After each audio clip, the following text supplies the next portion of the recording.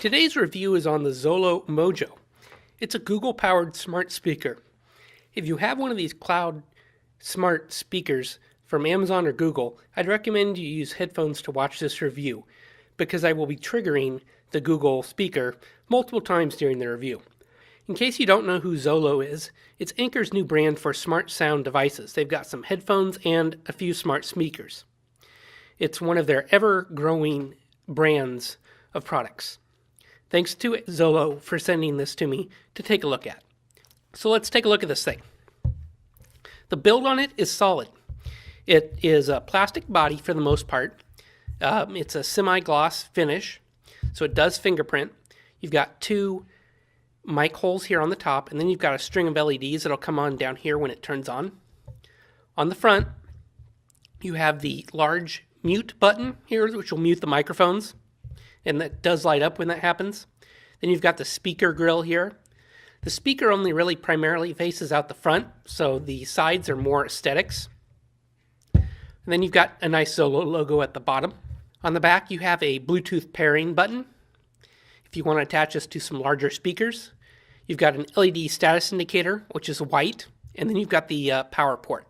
On the bottom, it's got this absorbative rubber mount that you can use to, it just helps the speaker stick and not vibrate at all when it's playing loud music.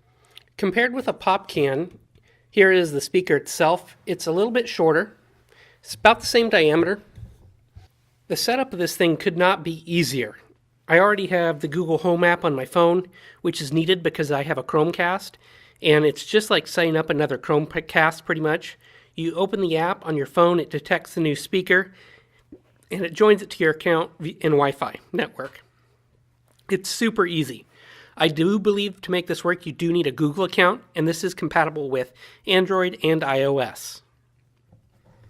So let's power this up and talk about sound quality. The speaker in this is all about the size of a standard 12-ounce pop can, as I mentioned before.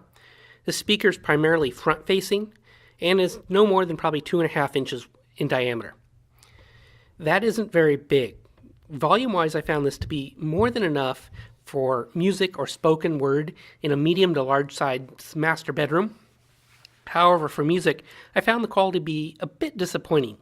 Mids and highs are good, crisp and clear. However, lows and bass were definitely lacking. You just can't expect much out of something this size. I believe that it's got electronically EQ'd. The speaker tunes these frequencies down in the bass section to prevent distortion at higher volumes. So for podcasts, YouTube content, audiobooks, this was fine. For music like rock or rap where you want some bass, it left something to be desired. The Zolo Mojo speaker does have Bluetooth, so if you wanted to connect it wirelessly to one of your larger Anker Bluetooth speakers that had more bass, like the awesome Soundcore Boost I reviewed a few months back, you can do that and improve the sound quality. So let's just take a quick look at sound quality here. Hey Google, play 311. Sure, here's the album 311 from your Google Play Music library. So I've got the microphone pointed at the speaker, a little bit off axis.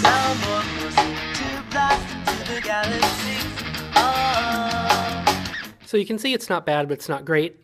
So what all can the speaker do?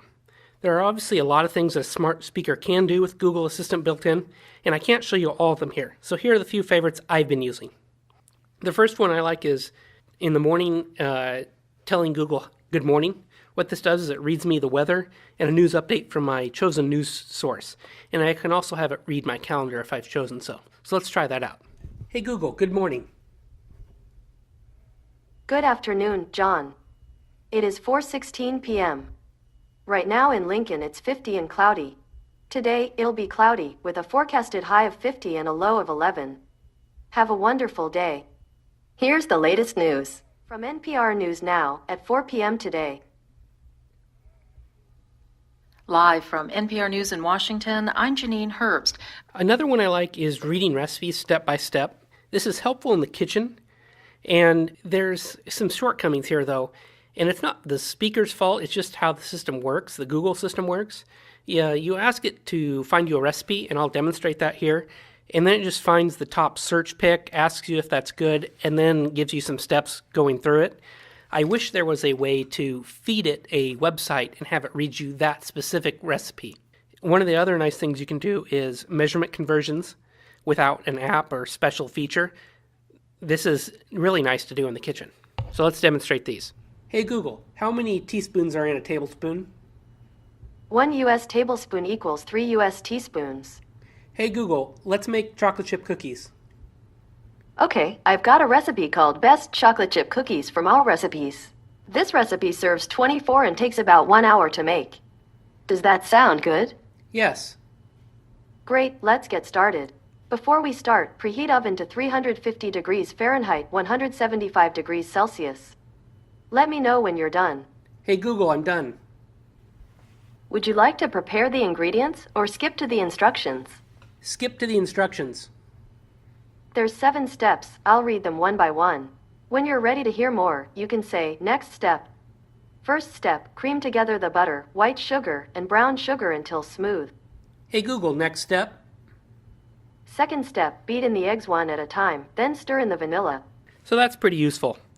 The other thing I like to do is acting as a speaker for most Google Cast type apps. For me, this means mostly listening to podcasts via Pocket Casts or music via Google Music. Spotify works too. And another thing you can do is controlling your IoT connected devices like smart switches, light bulbs, etc.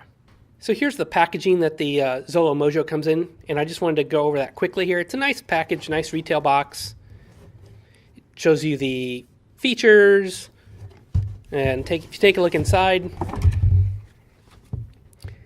it's pretty typical like other Anker packages. It's nice, it's wrapped, it has power adapter. There really isn't much to this, and it was really easy to set up. There are a few things I would recommend changing for version 2 of the Mojo smart speaker. Number 1 is this power plug. It's just a bit too large for a standard US outlet, meaning it blocks the other outlet just a little bit. I feel like this is just a bad design. To me, this feels like it's more of a British plug or something like that, but if you look on the back, it's just two prongs there. I feel like this could be designed much smarter. There are a lot of ways to work around this. There are little short 1-foot extension cables available on Amazon or elsewhere, and that's what I've done. Number 2 is improving the sound quality. Again, as I said, it's pretty good, but I wish there was more bass, especially for music playback. And number 3 is, on the rear of the speaker, there is this LED that comes on when you've got the speaker powered on.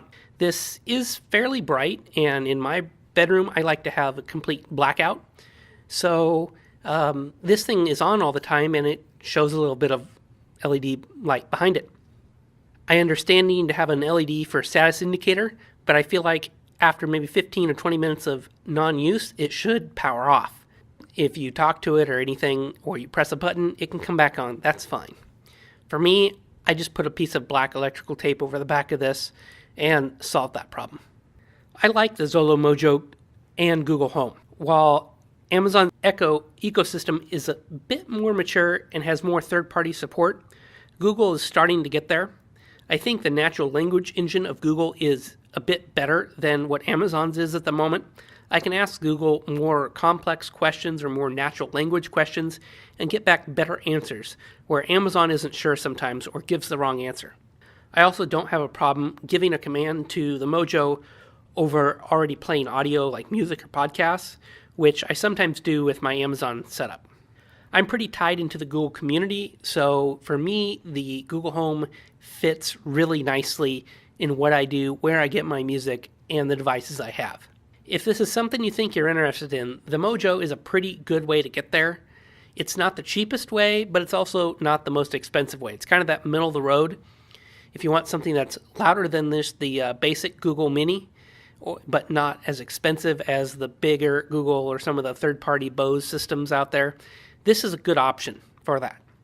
I'll have a link in the description below to where you can pick this up on Amazon and learn more about it. If you have any questions, please leave them in the comments below, and I'll do my best to answer them. Thanks for watching, and please like this video.